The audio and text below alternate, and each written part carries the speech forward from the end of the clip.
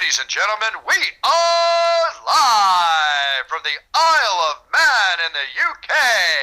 This is John and Mike's MMA Corner. I am joined right now with Sid Bice. Firstly, thank you very much for joining me. You have got a great opportunity before you on this Titan FC card coming up at the end of April against Pedro Nobre. I believe if you defeat this man, you get a shot at that 125 belt. Yeah, man, I'm super excited about the fight. I think it's a great matchup for me, and it's definitely gonna show myself, and it's gonna be a great fight. Now, he is obviously a very experienced fighter, but you got the luxury, so to speak. He's just recently fought against Tim Elliott, so you've got a lot of fresh footage of him and his performance. Have you watched it yourself yet? Yeah, I actually did. Me and my coach sat down and watched his last fight with Tim, and studied a little bit, and so yeah. And what did you personally think of Pedro yourself? Man, I think he's a pretty well-rounded fighter. Honestly, I feel like I'm better in every aspect of MMA. So, I mean, I think it's a great matchup for me, man. I think I beat him everywhere, and I just think it's going to be a good one for me to get a W on my record and against a really well-known guy with a great record, and hopefully catapult me onto the next step.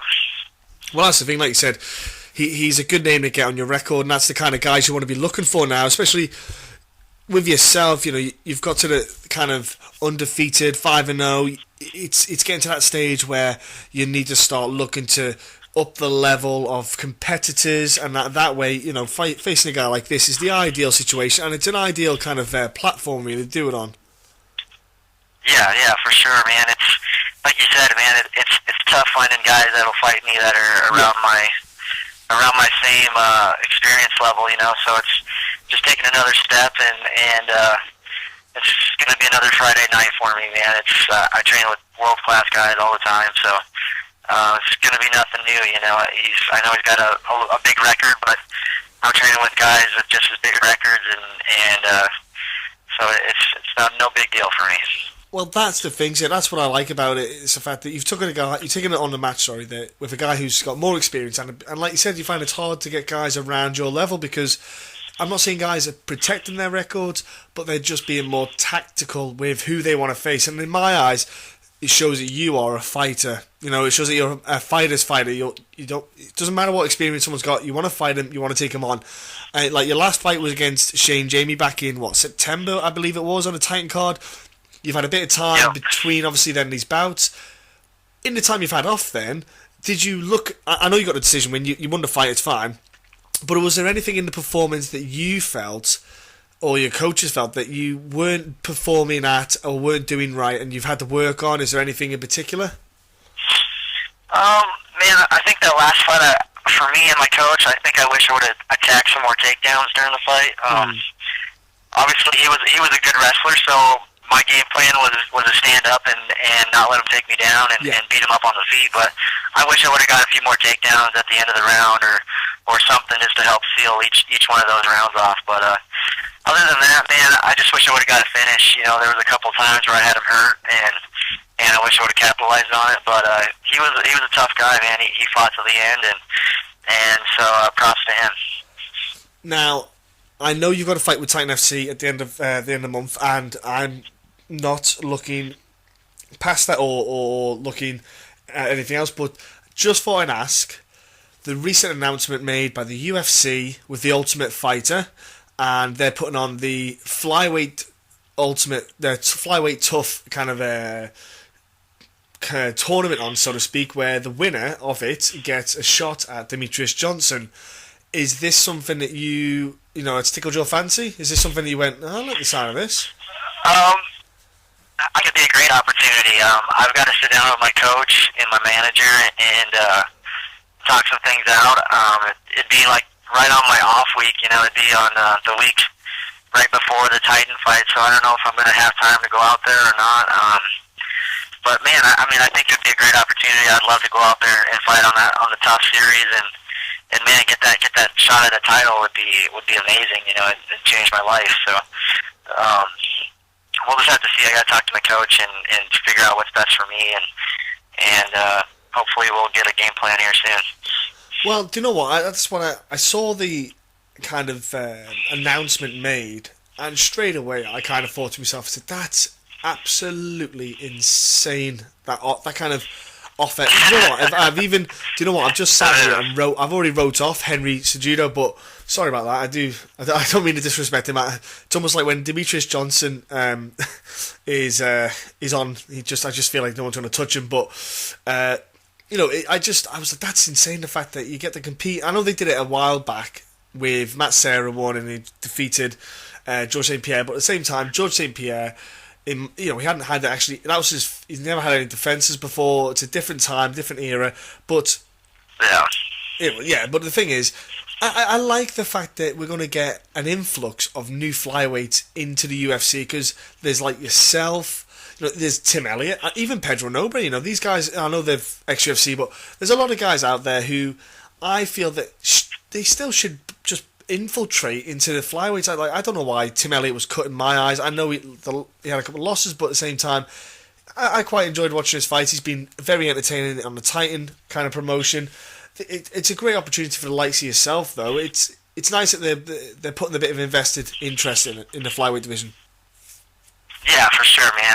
And like you said, man, I'm pretty good friends with Elliott, or Tim Elliott as well. Him and James Krause come out and train with us every once in a while. So, but yeah, man, he's an explosive fighter. He's fun to watch. So, yeah, it's kind of crazy that they cut him. And but yeah, like you said, there's tons of guys out there that are at 25 that I feel should be in the UFC. I feel like I'm one of them, you know. And hopefully, I get my shot here soon and step up there and fight with the best in the world. Now, like I said, you've had the time off. Have you actually done... Well, like you said, you've had James Krause, Tim Elliott that come and train you every now and then. Have you been doing any cross-training with other gyms? Have you went anywhere? Have you done anything with your time off? Well, I say time off, well, I mean, it's not obviously competing. Have you done anything particular? Man, I really haven't. I'm pretty much coaching full-time at our gym here at Factory X, so I'm in the gym every 6 days a week. You know, I'm always in there training, and I'm always looking to get better, and that's one great thing about our gym is the coach is always introducing new stuff, and we always get tons of talent coming into our gym all the time. So I get to see new faces all the time. So it's a great place to be, and I'm blessed to be there, and can't see what happens next. So when you're coaching, have you said you coach? Did you? Yeah. Yep. Yeah, I coach all the kids' classes, and then I actually coach our wrestling program at Factory X too. Right. So, when you're coaching, do you find that you actually pick stuff up because you're obviously watching you're watching a lot of people? Do you find that sometimes you sit there and go, actually, that's it? Do you find that you pick things up from people doing movements, even if it's something basic? You sometimes think, actually, this angle might work better, or maybe when they got their hand in a certain position. Do you pick anything up yourself? Oh, definitely, man. I think teaching has helped me out tremendously. You know, especially in my jiu-jitsu game. I was originally a wrestler, so it took me a little transition to get into the grappling side. But man, yeah, I mean, honestly, I pick up so much little details just because now I have to teach it. So I'm always doing research and figuring out better ways, and even like you said, picking up what other people do as well. You know, just seeing the little tricks and tips that they use, and I can pick up on that stuff and teach it to everybody else. So it's a great experience being a coach. I love it there at Factory X, and couldn't ask for more. Sounds like you've got a good atmosphere, good vibe going. It sounds like, as well, you're constantly trying to, it's still early days in your MMA career, so you're always learning. There's always a lot of information you're going to be taking in, and you want to add to your arsenal. You want to add to your game plan, and you want to just basically be a more unreadable fighter. You don't want to be someone who goes in, all he does is do X, Y, and Z, and everyone knows how to beat him. That's the thing. You always want to try and be different. You always want to try and, I think one of the key things I've found of late that people need, only a couple of people have got it in their game, is it's all about timing. Some fighters, you can almost nail it. You can nail their timings, when they're going to do it and how they do it and what movements they do. And a lot of fighters, there's a handful of fighters that have started to nail it, where they just throw the kind of odd combinations that throw your timings off. They do it in a manner that they do combinations that shouldn't really go together, but because they do it, it messes you up. It really does throw you off. It actually works, right? It works because you're not like. Yep. I've said it before. A lot of people, like, you've got your bog standard, like your 1-2 leg kick. It's just simple, basic 101. It's a kind of almost like the first. It's like the first combination you ever learn, really, isn't it? I suppose, but.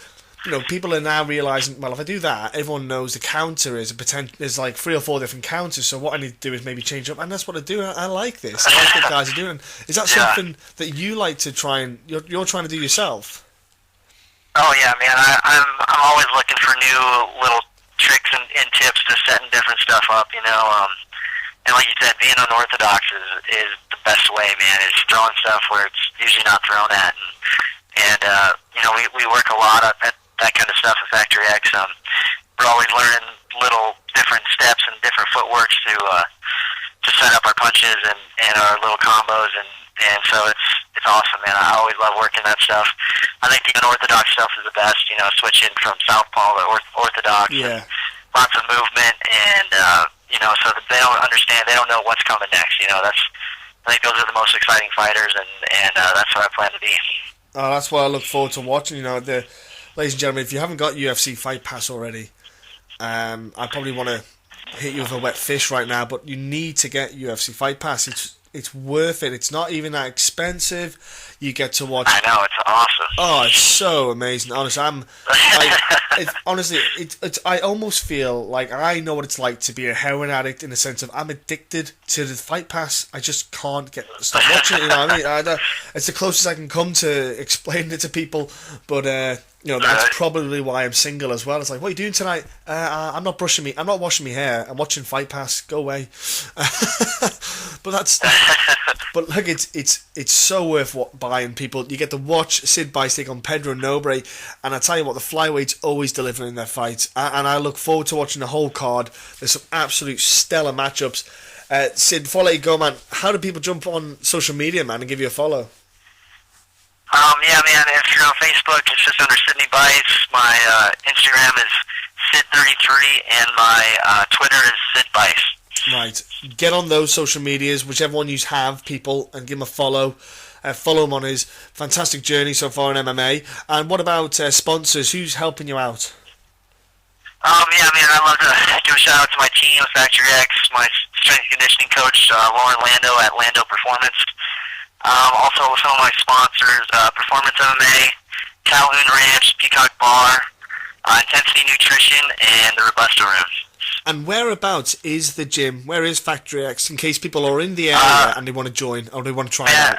We're right in Littleton, Colorado, so just a little south of Denver. Right. If you're in that vicinity, so to speak, you fancy MMA, you fancy just getting a bit of fitness, you don't have to compete, people. It's a good bit of fitness, works your brain as well as your body. Get down there, get training with Sid and some other killers, and enjoy yourselves. And Sid, thanks very much for your time.